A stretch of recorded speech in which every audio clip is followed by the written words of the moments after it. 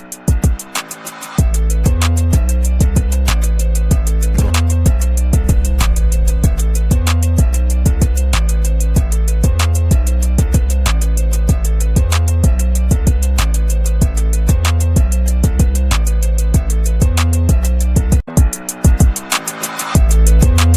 and welcome to another exciting episode of the Andre The Beast Crayton Show.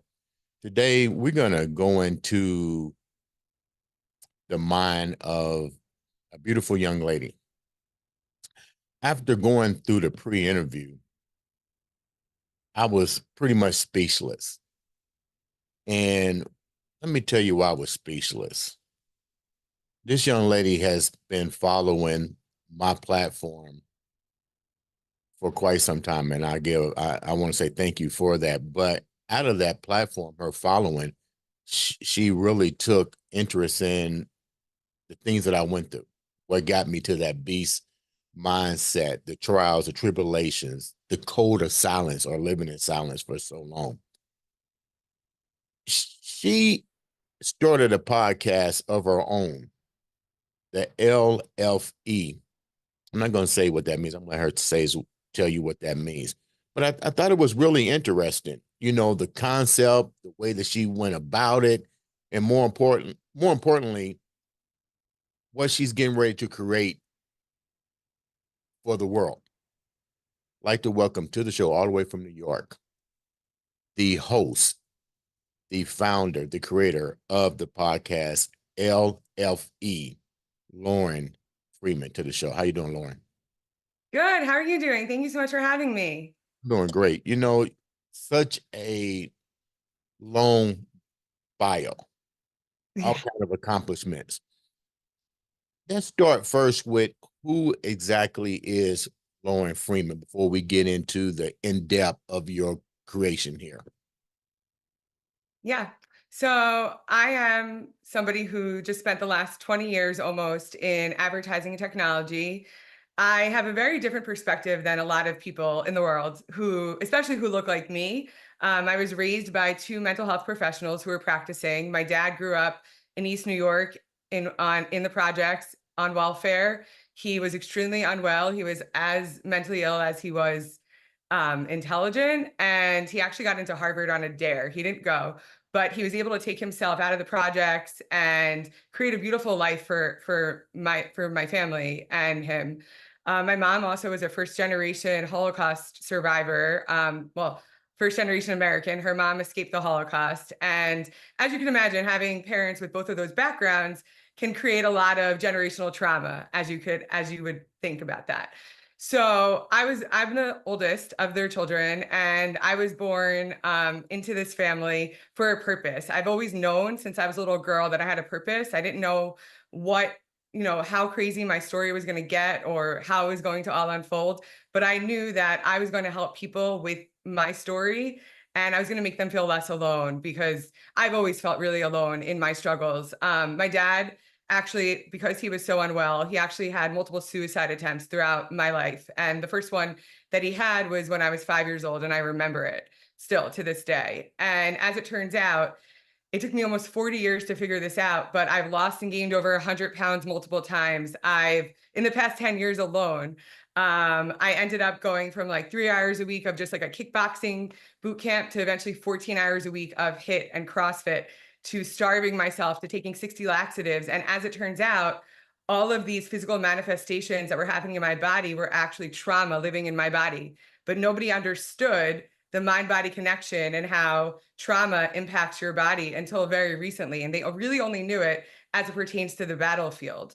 So what's really interesting is, since I was in therapy, since I was 5, since my dad's first suicide attempt, I'd been in traditional psychotherapy my whole life. I was raised by 2 therapists, and no one saw what was happening because of survival mode. And survival mode is my superpower. And as I've been on this journey, I really understand my soul's mission on this planet. And that's why the Lauren Friedman experience, that's why I exist. And that's why the Lauren Friedman experience is coming to life in many forms, to really help people feel less alone in their struggles, and really bring more awareness to the mind-body connection and how trauma impacts all different facets of your life. And, I'm not a mental health professional. I didn't I didn't think that this is the trajectory my life was going to take. I always knew I was going to do something with my story, but I never in my wildest dreams would have imagined that this is how everything was going to unfold. But as it did, I was like, this is it. So I've been spending the past year, since June of 2023, I've been passively building this for years. And I've been spending the past year actively building all of this because I have this sole purpose mental health mission on this earth. And I know that I'm here to help bring awareness to this and help others feel less alone in their struggles, whether they're adults struggling with all of this or children. So that's really my mission. My dad actually planted this seed in my head when I was like around 10. He told me that our souls choose our families before we're born. And something else I didn't share with you, but one of the reasons that survival mode is my superpower is because, as it turns out, I have this insane memory for dates, details, conversations. Like I can't control that I remember every little detail. And I never understood why that was. It never made sense. And as I've been on this healing trauma journey after almost 4 decades of being in survival mode, I learned that the same things that were keeping me alive in survival mode were actually killing me. So that's why the trauma living in my body were killing me, but it also was keeping me alive. And due to hypervigilance, my amygdala, from amygdala activation, my brain has the ability to record all of these things. So I have conversations since I was a little girl that I remember crystal clear. So this has really helped me in, identifying how I was going to move forward. Because I have burned to ashes as a phoenix many times. And I really am, I'm a phoenix, but I'm also I also have the ability to take something really bad and make it into something beautiful. So that's what I'm looking at doing for the world now. And I know that this is my purpose. So he planted this seed when I was under 10 and told me this. And I remember thinking like, wow, his life was so hard. He never met his dad. He was put in an orphanage for the first year. His uncle, who he was living with, was so unwell that he was talking to the cockroaches in their apartment. And then he eventually killed himself in the East River. Like he had this terrible experience on this earth. So I remember thinking like, why would his soul choose that trajectory? But I know now that it was to get me to where I am because I have this ability to connect with all different people all over the world, whether they're young, old, all different races. And I help them feel less alone in their struggles. So that's one of my main purposes here. And at that same time, he told me that he had gone because he was always trying to heal himself. He was very, very, very unwell, very high functioning. He held a job for many, many years, held 2 jobs actually for many years. And he told me that he had gone to a psychic who told him that I was going to be a diplomat. And as it turns out, in my family, I was the diplomat. I was the person that was always running down the stairs at 7 years old, breaking up fights with my parents, and making sure that everyone was at peace. I ended up being that person in my family. In my career, I spent the last 20 years as a sales professional. And what I'm really good at is articulating things in whether it's good news or bad news in a way that makes people feel comfortable. So the real definition of a diplomat is actually someone that has the ability to engage with different sets of people in an effective and sensitive manner. So I'm also positioning myself as the trauma translator, but also diplomacy reimagined. Okay, so that's a lot of It's a lot. a lot. Um, Now I'm gonna get to some questions. Sure. You mentioned your mom, Holocaust survivor. You mentioned your I dad. should have said her mom actually was a Holocaust survivor. She was first generation here. I misspoke that. Yes. So you have two parents that are both in the mental health arena, correct? They're not alive anymore, but yes, they spent their whole lives and professions helping others in mental health. That, but it's kind of it's hard to believe that you lived in a household that had these credentials, but they wasn't able to identify within themselves. How were they able to even raise you and your other siblings when you would think when you're in that type of environment they can navigate? Yeah, so that's the crazy thing. So I was having somatic responses to trauma at under the age of 2. I was throwing up from eating. And it never made sense. One of the first things that I remember being told as a child, and this lives in your body now that I've been on my healing trauma journey, I understand this more and more, but it never made sense to me. I couldn't reconcile this at first either. I was like, wait, I was raised by two practicing mental health professionals. I'd been in therapy since I was 5, like typical psychotherapy and typical social workers that practice aren't trained in the mind body connection. They really only started to understand trauma and as it relates to the mind body connection in 1980. And I was born in 1983. So over the last 40 years, they really have now understood it, to the broad general public. But traditional psychotherapy doesn't take the mind body connection to account. And traditional doctors don't understand it. And actually, the woman that solved almost 4 decades of survival mode for me was my friend from the gym. And we really bonded over altruism. And she had asked me to help a local family. And this was like December of 2020. And the next week, her father committed suicide. And she's the oldest of 9 children.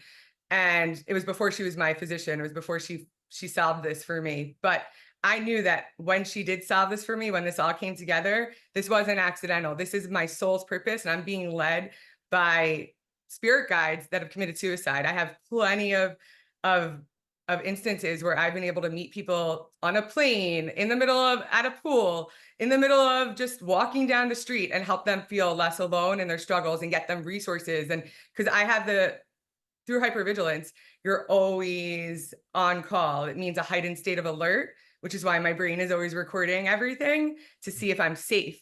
So in my household, I never felt safe, but I didn't know it because my body was dysregulated at such a young age. So my baseline for anything was a dysregulated nervous system. And I've actually figured out the universe always shows you things when you're ready. And I've actually figured out one of the reasons why I was dysregulated at such a young age.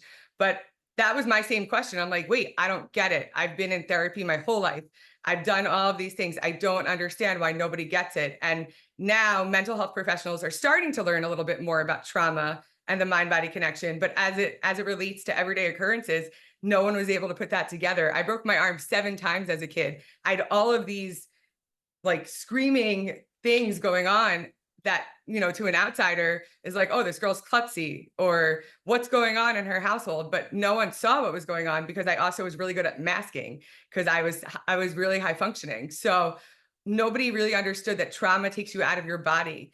And my mom told me, like, one of the first things I remember hearing as a child was, you're brilliant, you've been articulate, you're able to connect with adults. Like, my mom lost me in a crowd when I was like 2 years old. And not only did I find myself, but I gave myself my own nickname. And I've been taking care of myself and my entire family since I was a child. But because that's And all your I ever mom knew.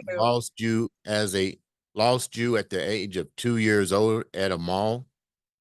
Not in a mall, just in like a play group area, like in a room, like a big room. And she couldn't find me and she was screaming, Lauren, Lauren, where are you? And I found myself back over to her. And not only did I find myself, but I called myself Lalu. And I was like, Lalu, mama, Lalu. So at that same time that I was told that I'm brilliant and I'm all these things, I'm also being told that I'm a shame to the family because I was throwing up in front of their friends that don't have children, and it was an embarrassment to them. So those things lived inside my body, right? And I didn't know it though, right? I had no idea that this was what was going on, and no one ever saw it because my grades never suffered. I was always hitting every mile mark. I went away to school. I did all of these things, and it's really a result of high functioning complex trauma. And complex trauma is so pervasive and takes part of every part of your life. Like, your background absolutely screams complex trauma, and your abilities to overcome all of this is really a testament to your strength and your inner strength of always knowing that you knew that you had something bigger to do, and you weren't going to let all those like horrific things that happened to you set you back. And that's ultimately what I've always known. Like, as I've been going to market, I've never let any of the things that have occurred. I haven't even told you all the crazy things that have happened in my life, but I've never let any of those things hold me back. I've always had this voice inside my head saying, doesn't matter, just keep pivoting, keep boxing, keep going. Like, if you can't go left, go right. If you can't go up, go down, and you just get it done. And that's part of survival mode. I never thought about it. I just did it. And, while that's incredible, I lived with a 39-year stomach ache and didn't know it. until only one day when I went to a 6-day trauma retreat in August of 2022. I felt peace for the first time and safety. And I didn't even realize it. And all of a sudden I was like, wait, I don't have that pain in my stomach that I've had for 39 years. So when you have a pain in your stomach for your whole life, but that's your baseline for living, how do you know when you're hungry or full? I thought pain was hunger until up until very recently. You talked about all of these things that sounds like it was a very traumatic life. Were there ever any moments of enjoyment before, the loss of your parents? I mean, I hear a lot of pain, a lot of suffering. Were I'm there ever any also moments of happiness in the house? Or more importantly, because there was so much, I don't even want to call it dysfunction. it Let's was just call it dysfunction. let's just call it not knowing, being aware No, of no, self. it's dysfunction. It's actually dysfunction. I have a whole jingle. I'm calling it dysfunction junction. What's your function? Well, For what was the enjoymental time? I mean, because you seem to be learning from your whole life experience as up to now seems to be all fed through trauma. Were there ever any moments of enjoyment?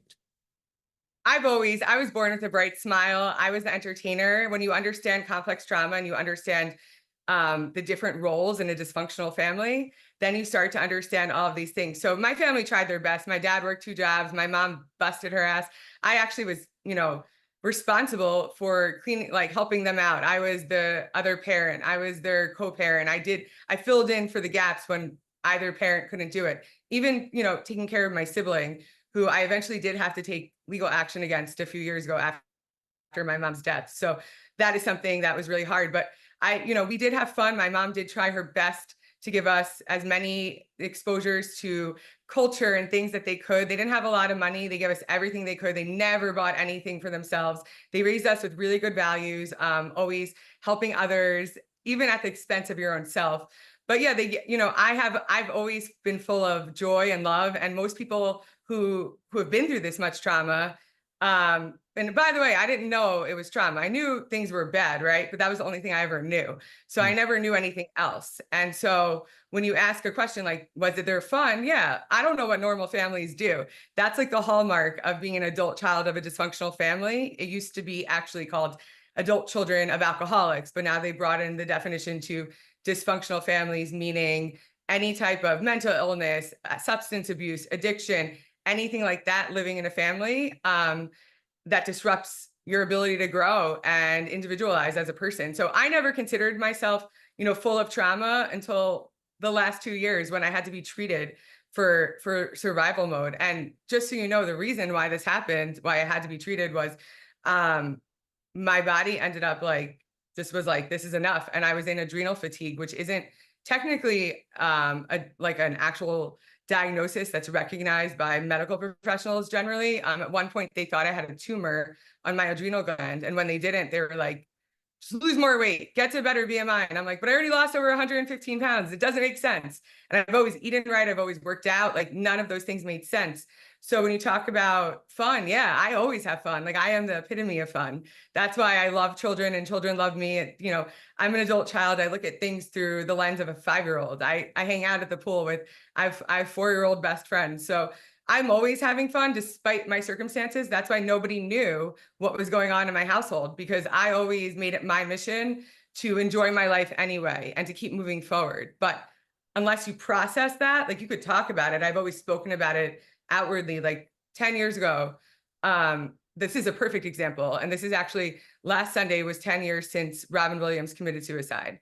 Right. And my dad actually had been estranged for 9 years prior to his suicide in 2014. And because of, I was really close with him, but I had to eventually separate myself from this. So when Robin Williams committed suicide, that's when I was able to publicly share on social media what had gone on. Because I was like, I'm like not a hypocrite. So I wouldn't share what was going on. I had a very complicated relationship with his death because I always knew that was the only way he was going to ever be at peace.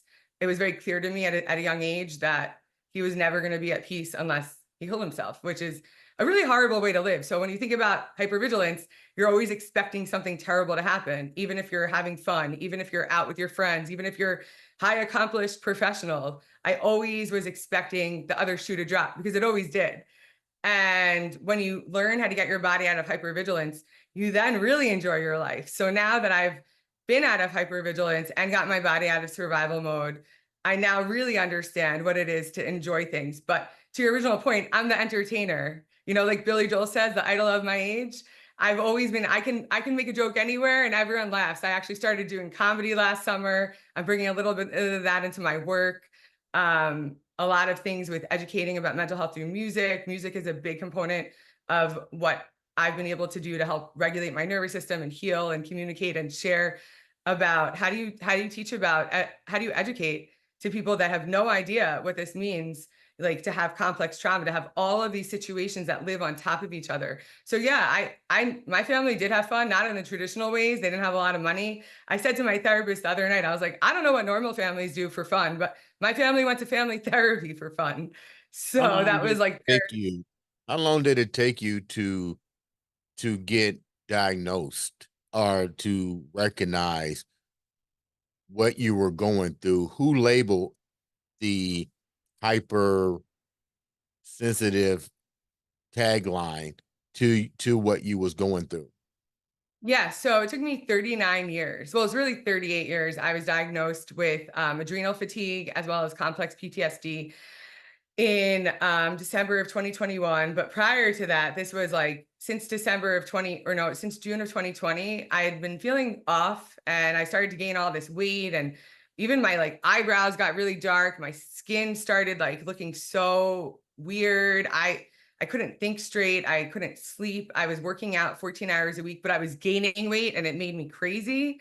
I gained 61 pounds, and that's from this hormone dysfunction that's attributed to lifelong survival mode and complex trauma. So when my doctor, my integrative physician, she's a medical MD, she understands the hormone mind body connection. She was the one that first diagnosed me. So that impacted my thyroid actually. So thyroid medicine was the first thing that I got on. I'm not on any psychiatric medicine, which I'm very grateful for. I really believe it, has a place in people's lives when they need it. But I don't need it personally at this point. But I was terrified because in the summer of 21, I had lost my job for the fifth time, even though I was a top producer at my company, and they got rid of my role. And that just sent me into, I was already having a lot of mind body issues and didn't really realize it. But after that, I started having flashbacks and I was wetting the bed and my brain wasn't working. And I was interviewing at Amazon and Google and all of these big companies that I've always worked at, and I couldn't think straight.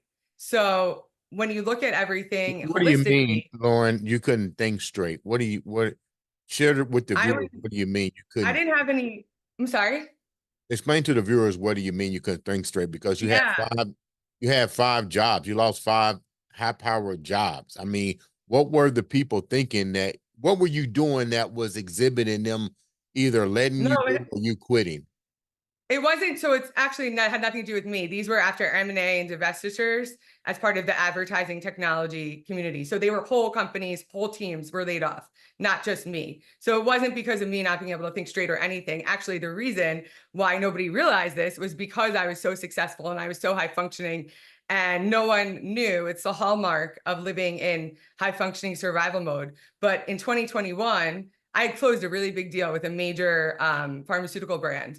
And again, I was functioning great at work, but after this last job, it just disrupted my nervous system and I already wasn't feeling well to begin with. And I didn't really understand it because I was like terrified because mental illness doesn't normally present itself in your mid 30s or late 30s. So I was like, what's going on? And I was having the most, I've never had anxiety in my life. I didn't know I had anxiety because everybody around me had so much anxiety that anything I felt, I just let go. But my brain wasn't working when I was interviewing, and like to the point where I would lose words. I couldn't have this conversation with you. Amazon was like, why do you want to work here? Now I was at the fourth round interview. Like I was already deep in. I'd been doing well up until this point, but then one day my brain just didn't work. And they're like, why do you want to work here? And I was like, and normally I would talk about data because that was part of my background, or anything with cookie deprecation, which is another thing that's a big thing in my industry. And I didn't say any of that. I just said, because I shop on Amazon. Like that's how my brain wasn't working. So I couldn't even get off the sofa. I was having trouble driving, and I've never actually had an actual accident. I've had like unfortunate car situations where my brakes broke on the turnpike, but I never had an accident while I was like at a high speed. My steering mechanism broke, but I got right back on immediately. So I've had all of these, I've exhibited all of these different signs of having like a PTSD episode, but because I had never had this before and nobody had diagnosed me with this in my whole life, I was terrified. So when my doctor figured this out, we started with thyroid treatment, and then I eventually had to, my body wasn't responding to the Ozempics of the world. I actually gained weight on it, and it took me 13 months after starting EMDR, which is eye movement desensitization reprocessing, and it actually helps you reprocess traumatic events, and actually it helps you still remember them, but it has a less of a trigger in your body and in your mind. And I have a really amazing examples of how it's basically magic. Like I've done psychotherapy my whole life, but EMDR is amazing. So I started that. I had to go to a trauma retreat because I was full of rage. I had the most amount of rage. I was so angry at everyone. I didn't tell you this, but my husband's family also has been siphoning money in their family business for the last 20 years because they got into financial trouble. And instead of taking it upon themselves to take care of it, they decided to make it my problem and my husband's problem. So it destroyed our marriage, and we're best friends. He's actually very much supporting this, but I held all their shame inside me. So I held my family's shame. I held everybody's shame inside me, the failures of my organizations that now when I'm interviewing, they're like, what's wrong with you? Why did you lose your job so much? And I'm like, there's whole companies that closed. I've had former coworkers commit suicide. Like this is a serious problem in my industry. So I have a lot of solutions, whether it's B2B, B2C, or for children, to help solve for complex trauma and help people really understand why they're reacting to a specific situation in this way, and how they could really, get to a better place of peace. That's like, I didn't even know, I've never met anybody who was healing before in my life, despite being surrounded by mental health professionals. And if I had met somebody who had even been on a healing journey in my entire life, who had been through something that I had been through, even remotely close to that, it would have changed everything. So when I went to my healing trauma retreat in August of 2022, and I met people who were like me for the first time, who had similar things happen, who had like, I have trouble writing, but it never affected my schoolwork. I was in honors classes. I was in AP. I always did really well. So no one cared. No one knew it. I wasn't, they didn't catch this. I just like slipped under the radar. And my sibling is also very, very high functioning. That person has a very high powered job. And my dad also functioned for a really long time. So when you grow up in that level of dysfunction, it is dysfunction. It's so pervasive, and it takes over everything that you don't know. You know something's not right. Like, shit ain't right, but you don't even know how unright it is, how wrong it is until you know. And once you know this, you can't unsee it. And trauma seeps into every part of your life. And I have so many instances of this. So between my family, my career, even though I was really good at my job, I was really successful. Everyone's like, I can't believe you're not going to go back to the industry, and you're so good at it. You're so passionate at it. I've been able to do all of these things and then having my in-laws, all of that in my marriage, while trying to figure out what's going on with my body. And it was like playing like a game of whack-a-mole. So that's basically what I've been doing my whole life. And now that I've been able to find peace and be able to heal my healing trauma, it took me a really long time to get my body to this place and my mind. Now I'm so hell-bent on keeping my peace, but also helping others find their peace. Let's talk about that real quick. I like your slogan where you say, how are you healing? Yeah. And let's go to two parts. Let's talk about that. And then let's also talk about when you talked about only music can save us. Give us a quick breakdown of those two Yeah. things in your life. So I was going to market originally with a different brand that nobody really understood. It was called I Run a Tight Shipwreck, and I'm still going to use it. People thought it was funny. Could like the phrase I run a tight ship, but it was a shipwreck. Because like you said, how did you get diagnosed? Like, how did nobody see this?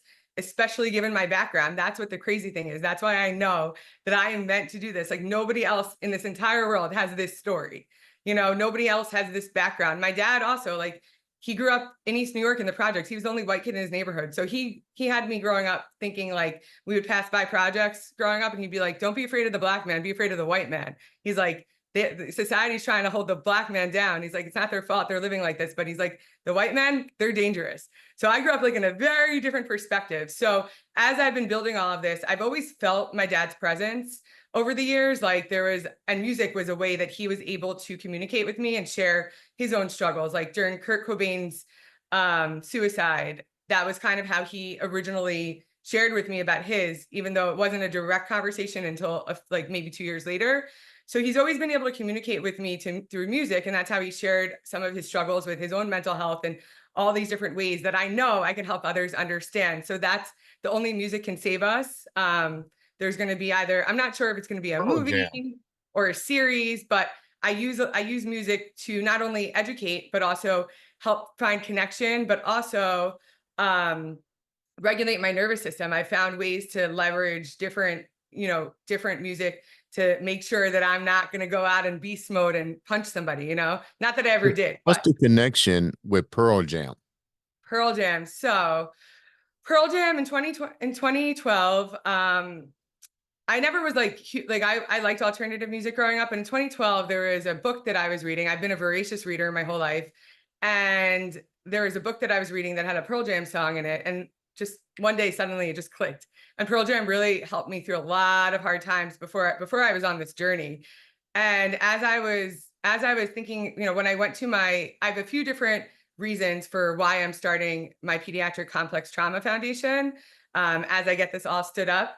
But one of the reasons was I have a few friends that their children had been struggling with things. And in the days leading up to me going to my trauma retreat in August of 22, something had gone on with one of my close friends and their family. And I remember saying, like, I've been involved in a pediatric cancer foundation for the last 10 plus years. So I remember saying to them, I'm going to start a pediatric complex trauma foundation. And when I got to and that was like on a Sunday, and I went to my trauma retreat that Thursday.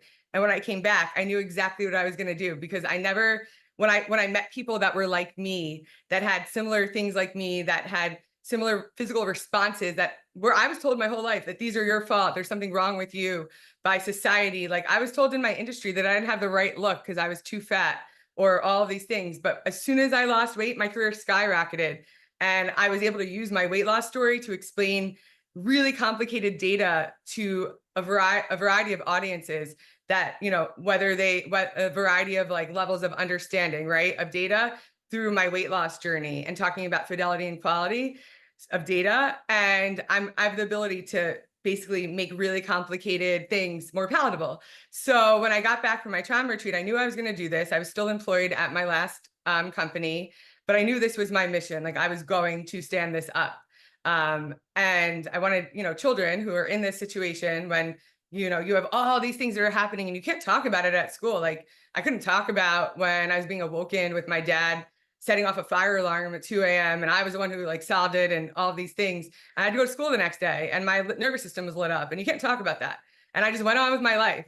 But I knew I was going to do something with that. So as I was figuring out what the name of it was going to be, music speaks to me and it heals my soul. And there's a song called Why Go by Pearl Jam. And the line is, maybe someday another child won't feel as alone. And that's the tagline. So it's going to be called the Why Go Foundation. And the tagline is, maybe someday another child won't feel as alone. And I actually have a few people that are going to introduce me to Eddie and the band because I need their approval to use this. And I know that he will totally sign on to this because they have their EB Foundation, which is also committed to helping children with a rare skin disorder. And this just fits in perfectly with his background and their mission of their band. But there's a lot of different ways that music has really made me feel less alone. And I know that through this organization, I could help children who are dealing with a variety of issues meet people like themselves. Because if I had met people like me when I was a child, I wouldn't have let all of these things occur. I would have figured this out sooner and I would have felt less alone. And I could have had more people to depend on, because I still feel very alone to this day. But I'm creating communities so that others don't feel as alone. And I also have my people as well. But to your original point was, you would also ask me about how are you healing? And so as I was thinking about a tagline for, as I was rebranding to the Lauren Friedman experience, which I've always called myself, through an intuitive healing session, that's been really good for spirituality and finding a higher power, like any other 12-step program or any other healing journey, you need to find a higher power. And I was raised Jewish, but I'm not really practicing at this point. And so I've been able to find spirituality and a way to move forward. And I've always felt my dad's voice in my head. Like my mom dropped dead suddenly in January of 2019, and I hadn't seen her for 6 weeks for a variety of reasons. And she had texted me at like 10 p.m. on like a Monday night. And this voice in my head said, call your mom. You owe your mom a call. And I called her and we had a conversation. And, that same voice told me like a few years before, catch Tom Petty on this tour. And I was able to do it in Seattle when I had a business trip west. And the next show, he dropped dead. So and then after I called my mom in January 2019, she died 2 days later, and we were supposed to see each other on a Thursday, and she died on a Wednesday. So I know my dad's been speaking to me and communicating to me for all of these years, and I've actually been able to really leverage his guidance and find peace with both of my parents in their higher power. And as I was coming up with the new tagline, which is why I went into advertising, I'm really good at taglines and all of these things. His name was Howard, and my mom's name was Elaine. And as I had mentioned earlier, one of the things is I call myself the suicide whisperer, because I feel like I'm being guided by all these different people who have committed suicide to help those who have lost people to suicide feel less alone. And through a series of events, there was a guy that I'd seen a bunch of times in my building, never had a conversation with him.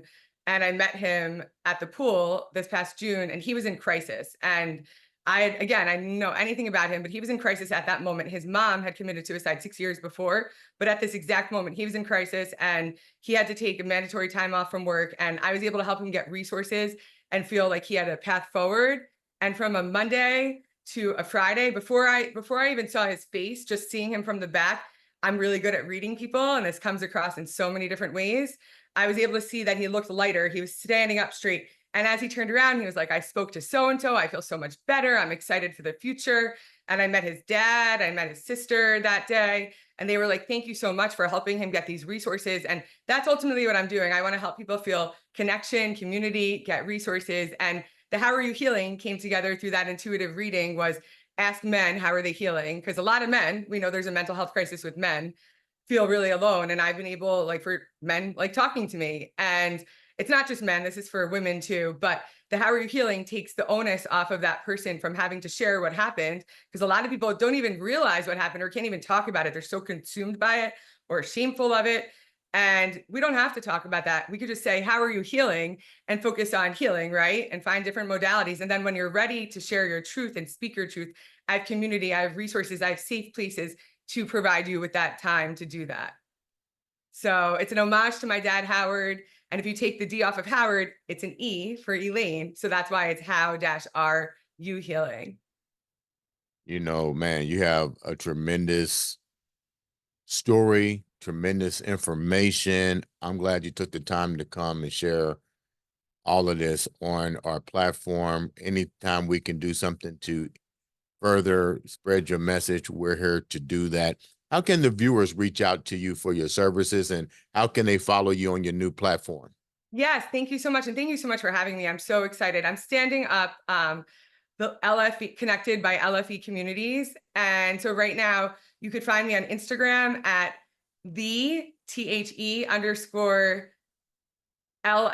experience.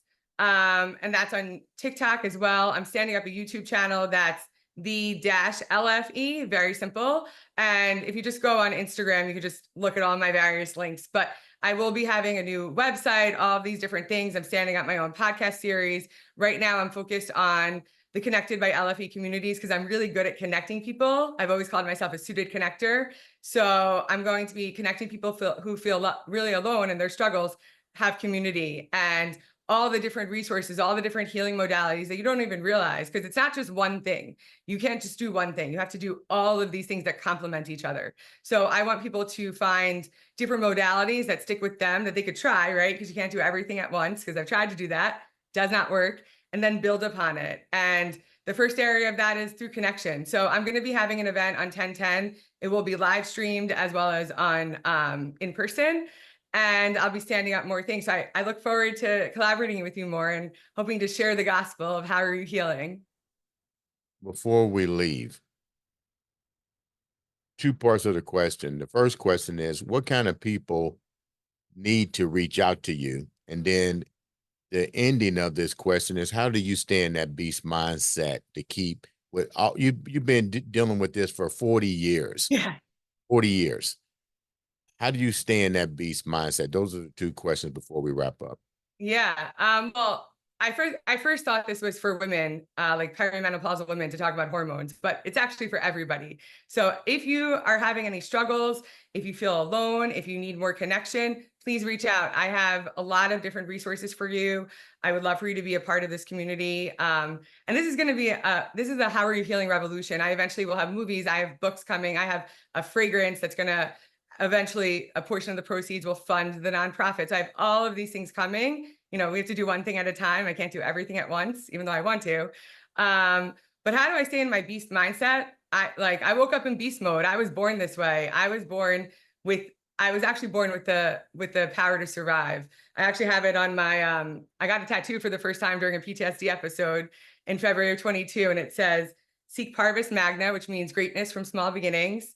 There's a phoenix from the ashes, and then there's actually a Ramon song called I Believe in Miracles, and it says blessed with the power to survive. And I just was born this way, and I have this natural ability to connect with so many different humans around the world.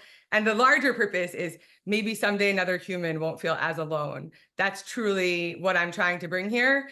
And I know that the more I talk to people, like this morning, I was in 2 different Ubers and I was able to connect with those people in various ways. And they're like, we cannot wait to join your community and to be part of this movement, because everybody has something to heal from, whether you realize it or not. And everybody has trauma, and it's impacting your life in ways that it doesn't have to. I lived with rage my whole life and I did not know it. I didn't know that I could ever feel peace. And when you realize that all the things, like I absolutely take responsibility for my own actions and mistakes and all the things I've done. But when you realize that a lot of the things that you're struggling with are really foundationally from things that have happened in the past, once you have that power to make those connections and not do those things again, it's liberating, and healing equals freedom. Ladies and gentlemen, this has been LFE, Lauren Friedman Experience, on another exciting episode of the Andre The Beast Crayton Show.